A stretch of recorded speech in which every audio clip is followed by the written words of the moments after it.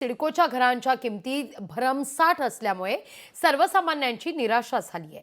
सरकारनं आणि सिडकोनं या घरांच्या किमती कमी कराव्यात अशी मागणी माजी आमदार संदीप नाईक यांनी केली आहे।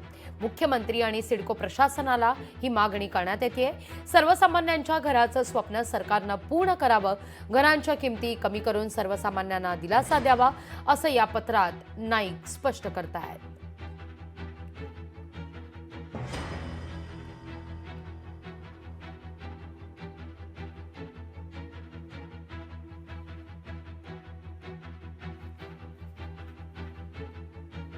सिडको घरांच्या किमती तातडीनं कमी करा अशी मागणी होतीये।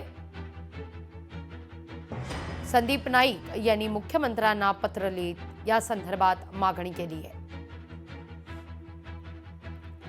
अधिक माहिती घेतो आपले प्रतिनिधी विकास मिरगणे यांच्याकडून। विकास, काय माहिती?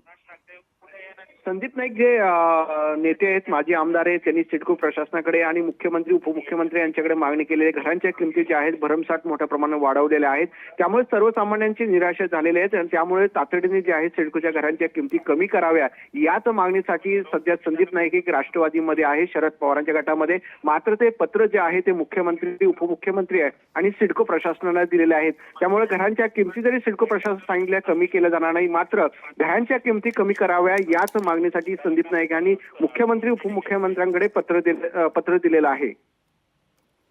विकास, धन्यवाद या माहिती करता।